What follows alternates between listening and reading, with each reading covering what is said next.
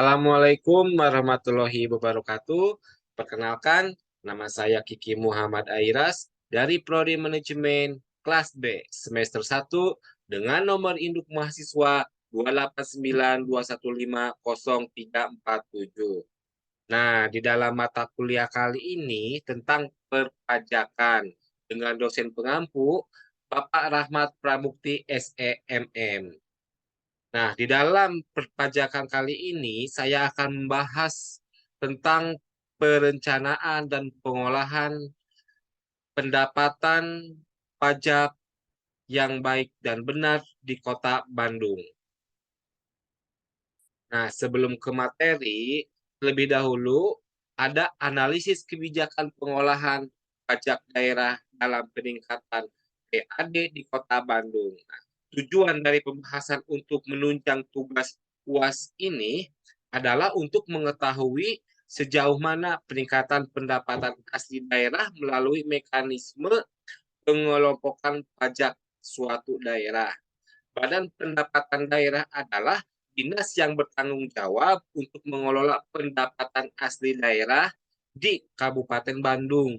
Untuk itu, peneliti tertarik melakukan penelitian terkait dengan analisis kebijakan pengelolaan pajak daerah dalam meningkatkan PAD di Kabupaten Bandung. Dalam primer diperoleh melalui observasi secara langsung di media sosial, sedangkan data sekunder diperoleh dari kajian-kajian pustaka. Nah, dokumentasi-dokumentasi dan peraturan secara jurnal-jurnal ilmiah sebelumnya. Nah, itu untuk analisis kebijakan pengelolaan pajak daerah dalam meningkatkan PAD di Kota Bandung. Lalu selanjutnya ada pendapatan daerah. Nah, pendapatan daerah bersumber dari dua kategori pendapatan. Pertama, pendapatan dari luar pemerintah daerah dan tidak secara langsung dapat ditangani sendiri oleh pemerintah daerah. Pihak luar di sini adalah pihak di luar dari pemerintahan jajarannya serta masyarakat dari luar daerah yang bersangkutan. Sedangkan sumber dari dalam adalah dalam kategori pendapatan yang digali dan ditangani sendiri oleh pemerintah daerah. Nah, kategori pendapatan ini adalah pajak. Nah, retribusi daerah dan hasil-hasil badan usaha yang dimiliki daerah. Jenis ketiga adalah pendapatan yang digali dan ditangani sendiri oleh pemerintah daerah dari sumber-sumber pendapatan yang terdapat dalam wilayah yuridistiknya. Lalu untuk pendapatan asli daerah yang dipungut atau diperoleh dari daerah-daerah sendiri meliputi pajak, retribusi daerah, hasil pengelolaan kekayaan daerah yang dipisahkan, dan lain-lain. Pendapatan daerah yang sah adalah merupakan pendapatan asli daerah. Nah, ini bersumber dari Undang-Undang 33 tahun 2004 tentang perimbangan keuangan pusat dan daerah. Sedangkan menurut pendapat yang dikemukakan oleh Insukrindo dan kawan-kawan pada tahun 1994 bahwa pendapatan asli daerah merupakan salah satu indikator atau kriteria untuk dapat mengukur tingkat ketergantungan suatu daerah kepada pemerintah daerah. Pada prinsipnya, semakin besar sumbangan PAD kepada APBD akan menunjukkan semakin kecilnya tingkat ketergantungan pemerintah daerah kepada pemerintah pusat. Nah, pemerintah daerah pada umumnya cenderung untuk menggenjot secara optimal sumber-sumber PAD yang bersumber dari pajak dan retribusi daerah. Nah, meskipun sumber-sumber memiliki potensi yang sangat besar untuk mengembangkan di daerah bersangkutan. Nah, di sini juga ada daerah pajak daerah. Nah, di dalam Undang-Undang Nomor 28 Tahun 2009 tentang pajak daerah dan retribusi daerah dinyatakan bahwa daerah suatu pajak daerah yang selanjutnya disebut dengan pajak. Nah, pajak adalah kontribusi wajib kepada daerah yang terutang oleh orang pribadi atau badan yang bersifat memaksa berdasarkan undang-undang dengan tidak mendapatkan imbalan secara langsung dan digunakan untuk keperluan daerah bagi sebesar-besarnya kemakmuran rakyat. Nah, selanjutnya di dalam Undang-Undang Nomor 28 Tahun 2009 ditegaskan bahwa pajak kabupaten atau kota dibagi menjadi beberapa jenis, yaitu poin pertama ada pajak hotel, ada pajak restoran, ada pajak hiburan, ada pajak reklame, lalu ada pajak penerangan jalan, ada pajak mineral bukan logam dan batuan, dan ada pajak parkir, lalu ada pajak air tanah, dan pajak bumi dan bangunan perdesaan maupun pajak perkotaan. Nah, itu untuk beberapa jenis pajak di daerah Kota Bandung. Nah, di sini pula ada pengelolaannya. Nah, menurut pendapatan Suharsimi Arikunto pada tahun 1993, kata pengelolaan dapat disamakan dengan manajemen yang artinya manajemen sebagai pengaturan. Nah, pengelolaan dan pengadministrasian sehingga pengelolaan diartikan sebagai suatu rangkaian pekerjaan atau usaha yang dilakukan sekelompok orang atau organisasi. Nah, sementara menurut Terry pada tahun 2009 mengemukakan bahwa pengelolaan sama dengan manajemen sehingga pengelolaan dipahami sebagai suatu proses membela dan untuk membeda-bedakan atas perencanaan, perorganisasian, penggerakan, dan pengawasan dengan memanfaatkan baik ilmu maupun seni agar dapat menyelesaikan tujuan yang telah ditetapkan sebelumnya. Nah, tujuan pengelolaan adalah agar segenap sumber daya yang ada seperti sumber daya manusia, peralatan atau sarana yang ada dalam suatu organisasi dapat digerakkan sedemikian rupa sehingga dapat menghindarkan dari segenap pemborosan waktu, tenaga, dan materi guna mencapai tujuan yang diinginkan. Nah, di sini juga ada penelitian terdahulu ya. Menurut poin pertama menurut Putu Agus Sudarmana. Nah, Gede Merta Sudiarta. Penelitian dilakukan di Kabupaten Badung atau Bali dengan judul Pengaruh Retribusi Daerah dan Pajak Daerah secara simultan maupun parsial berpengaruh signifikan terhadap PAD Kabupaten Badung. Hasil PAD yang diterima Kabupaten Badung semakin meningkat setiap tahunnya. Nah, kalau menurut Hamidah Nayati Utami tentang kontribusi pajak daerah terhadap pendapatan asli daerah dalam studi pada Dinas Pendapatan Kabupaten Mojokerto. Nah, hasil dari penelitian ini diketahui bahwa rata-rata kontribusi pajak daerah terhadap PAD selama periode tahun 2014 sampai 2015 pada setiap bulannya sebesar 53,33%, yang berarti kontribusi pajak daerah sangat baik.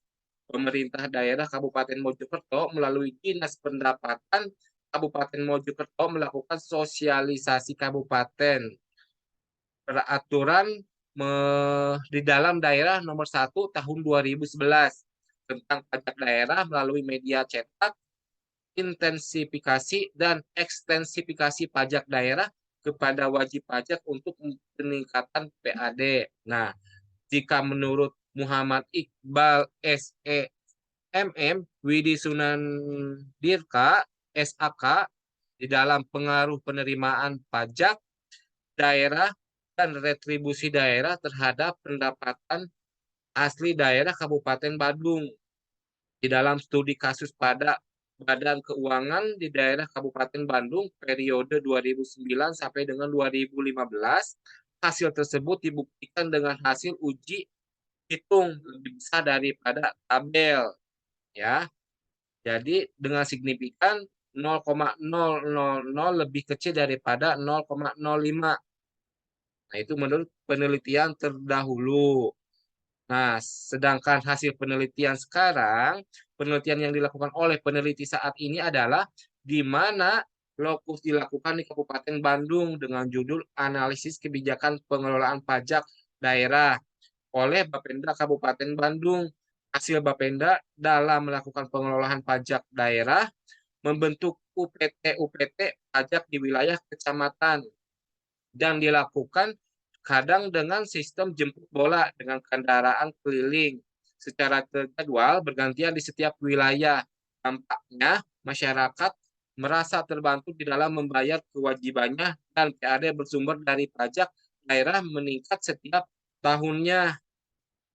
Nah, di sini juga ada metode. Nah, di dalam penelitian ini adalah jenis penelitian kualitatif dengan pendekatan studi kasus. Creswell pada tahun 2014 menyatakan bahwa penelitian kualitatif merupakan metode-metode untuk mengeksplorasi dan memahami makna yang oleh sejumlah individu atau sekelompok orang dianggap berasal dari masalah sosial atau kemanusiaan. Menurut Sugiono pada tahun 2015, metode penelitian kualitatif adalah metode penelitian yang digunakan untuk meneliti pada kondisi objek yang alamiah.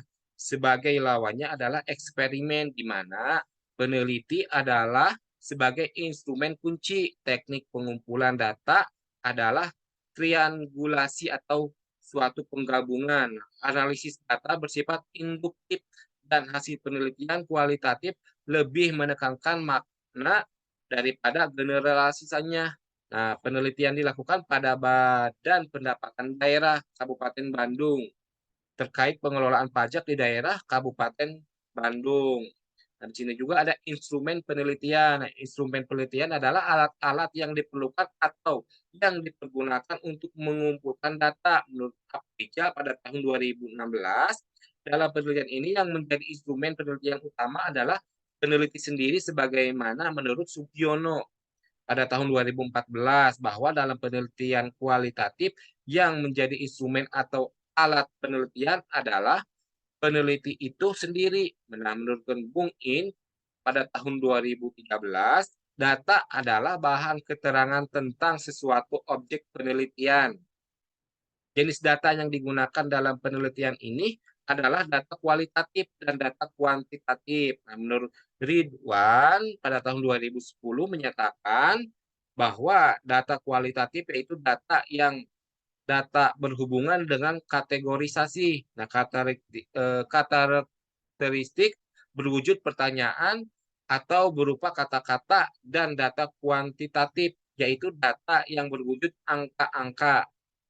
Nah, sumber data dalam penelitian ini adalah sumber data primer dan sekunder. Nah, di sini juga ada teknik pengumpulan data. Teknik pengumpulan data pada penelitian ini dilakukan dengan cara sebagai berikut. Satu, wawancara mendalam, in-depth interview menurut Mulong pada tahun 2014. Nah, wawancara adalah percakapan dengan maksud tertentu. Nah, menurut Nur pada tahun 2014 menyatakan bahwa wawancara mendalam atau in-depth interview adalah proses memperoleh keterangan untuk tujuan penelitian dan cara tanya jawab sambil bertatap muka antara wawancara dengan informan atau informasi atau orang yang diwawancarai dengan atau tanpa pedoman wawancara, di mana pewawancara itu atau informan terlibat dalam kehidupan sosial yang relatif lama. Nah, menurut dokumen digunakan untuk mendukung hasil observasi lama, ya, dan wawancara.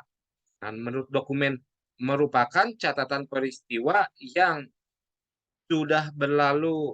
Nah, menurut Sugiono pada tahun 2015, menurut Bung In tahun 2014, yaitu membagi jenis dokumen menjadi dua, yaitu dokumen pribadi dan dokumen resmi. Penelitian menggunakan dokumen resmi berupa dokumen internal dan dokumen eksternal. Lalu ini juga ada menurut para peneliti, misalkan menurut Mills dan Huberman, itu Aprija pada tahun 2016. Nah, membagi analisis data dalam penelitian kualitatif ke dalam 3 tahap, yaitu kodifikasi data, penyajian data, dan penarikan kesimpulan atau verifikasi. Nah, berikut tahap-tahap tekniknya di dalam analisis data yang akan dilakukan dalam penelitian ini. Poin pertama, tahap kodifikasi data. Dilakukan dengan cara menulis kembali catatan-catatan lapangan yang dibuat pada saat wawancara mendalam dilakukan. Nah, yang diawali dengan membuat transkrip mendalam dilakukan hasil rekaman wawancara. Setelah itu, memberikan tanda-tanda atau kodifikasi dengan memilah informasi yang penting dan tidak penting berdasarkan catatan dan transkrip rekaman wawancara. Nah, yang tahap kedua yaitu tahap penyajian data. Di sini, penelitian ini akan menyajikan temuan hasil penelitian dalam bentuk matrik atau diagram. Nah, untuk tahap ketiga, tahap penarikan kesimpulan atau verifikasi adalah suatu tahap lanjutan di mana pada tahap ini akan menarik kesimpulan dari temuan data, yaitu interpretasi atau temuan dari suatu wawancara atau sebuah dokumen. Setelah kesimpulan diambil dilakukan pengecekan atau kestahilan interpretasi dengan mengecek ulang coding dan penyajian data untuk memastikan tidak ada kesalahan yang telah dilakukan.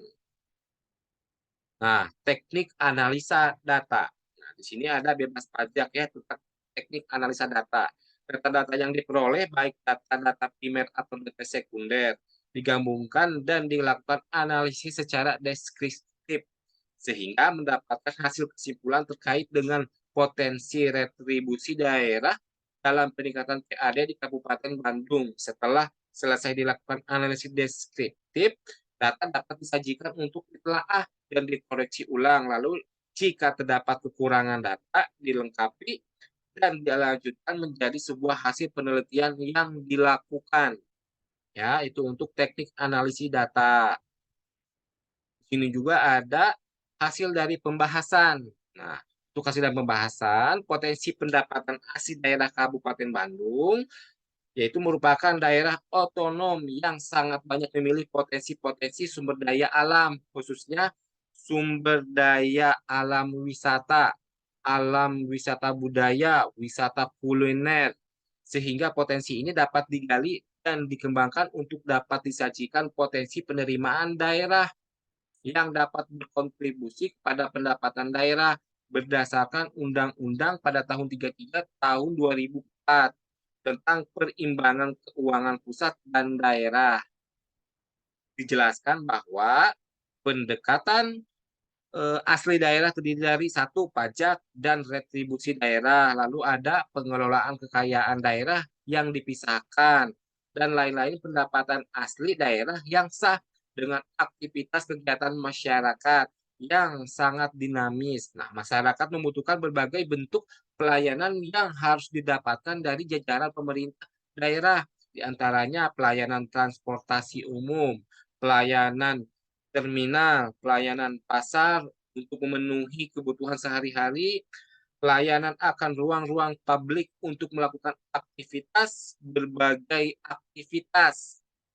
Perlu dukungan akomodasi perhotelan, ataupun restoran-restoran dan fasilitas kesehatan, dan fasilitas untuk melakukan dan mendapatkan hiburan, dan melakukan relaksasi menghilangkan kepenatan dikarenakan kesibukan dalam keseharian.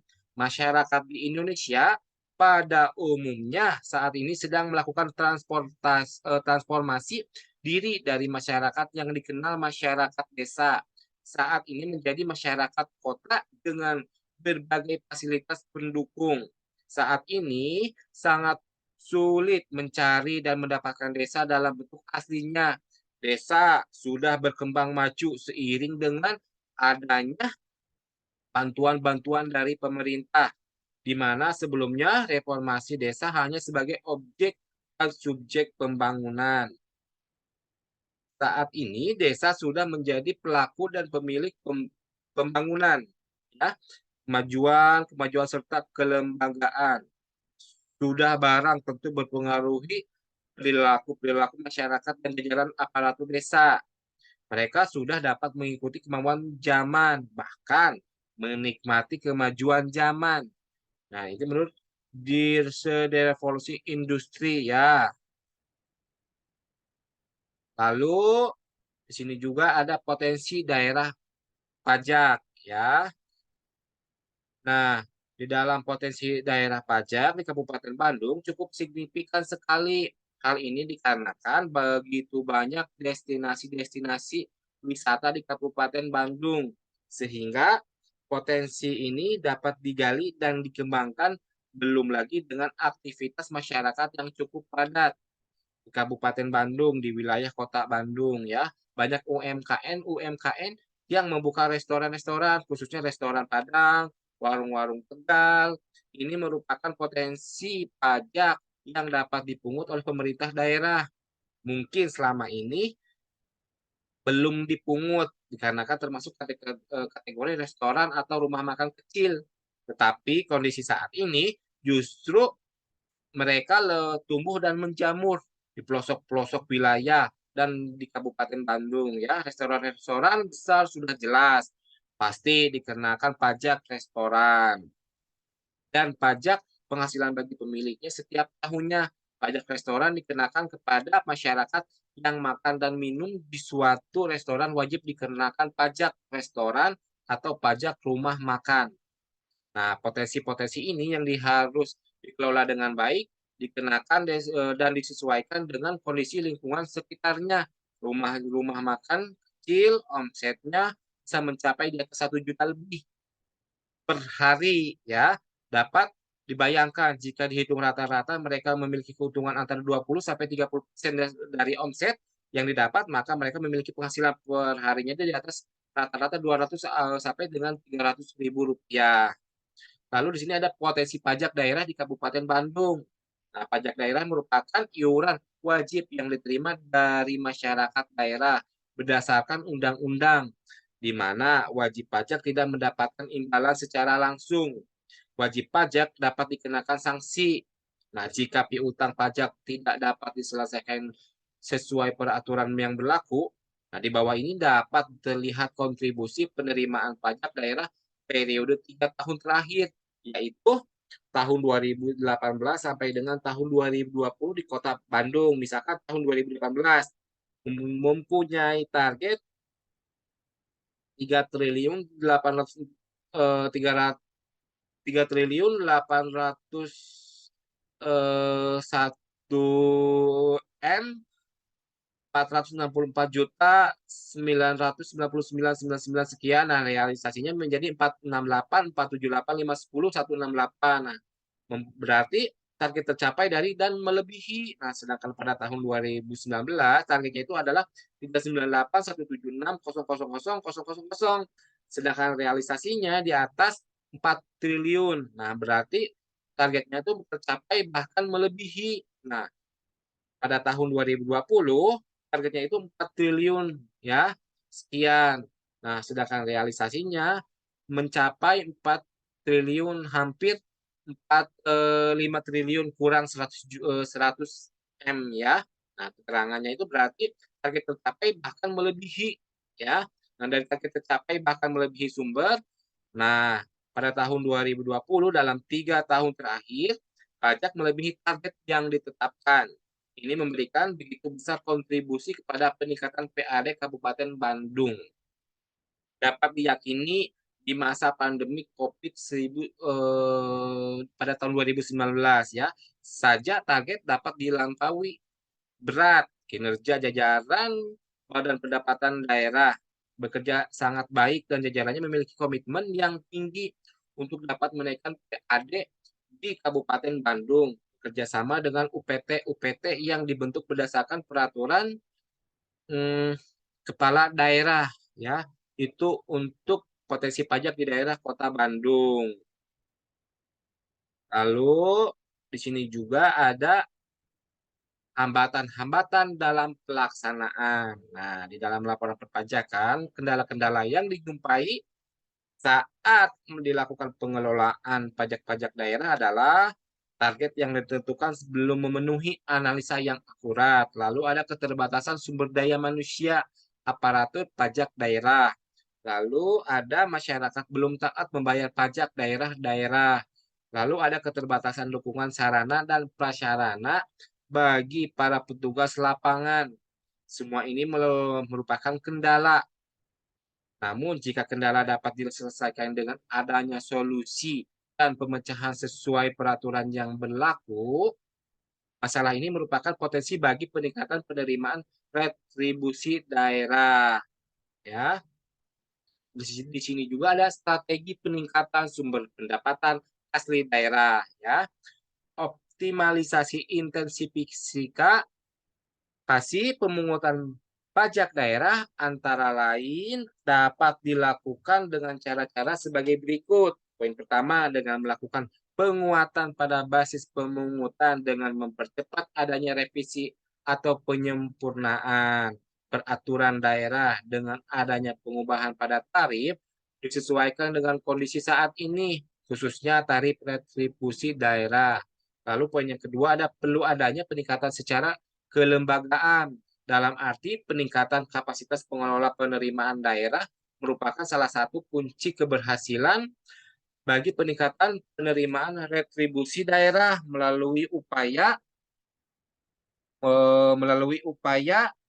menyeimbangkan kebutuhan pengelola secara kualitatif dan kuantitatif, lalu penerimaan tenaga pengelola dan pelatihan tenaga pengelola.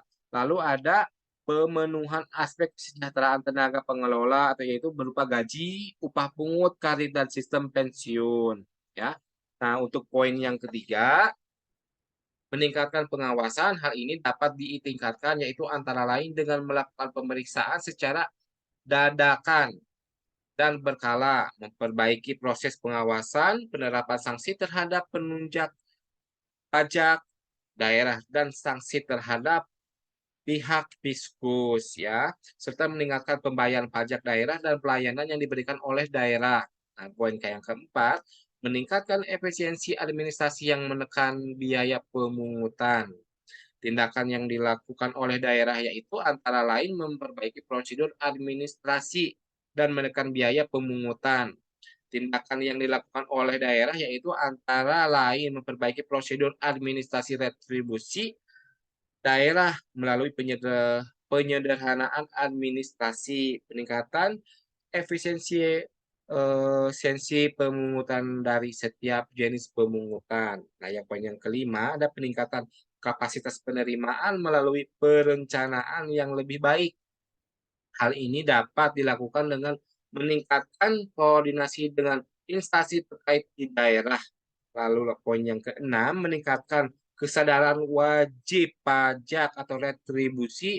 Nah, dengan perlu dilakukan penumbuhan kesadaran bahwa kebanggaan WP atau WN membayar pajak retribusi sebagai andil mereka membangun daerahnya. Kegiatan yang dapat dilakukan adalah dengan cara melalui pendekatan persuasif dan partisipatif ya, lalu melakukan penyuluhan pajak dan retribusi, lalu ada pelaksanaan pelayanan prima. Nah, di dalam pengolahan di dalam pajak ya mempunyai kesimpulan ya.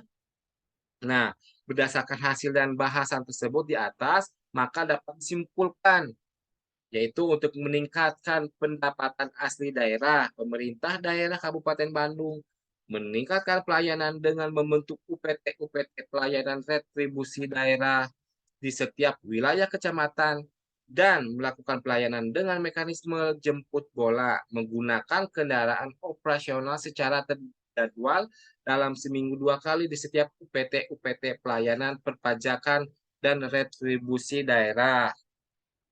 Lalu melakukan penguatan pada aspek kelembagaan dengan mengirimkan para petugas-petugas pajak dan retribusi daerah untuk mengikuti pelatihan-pelatihan singkat di bidang pajak daerah pada diklat-diklat aparatur di BPSDM Provinsi Jawa Barat dan BPSDM Kementerian Dalam Negeri di Indonesia secara bergantian.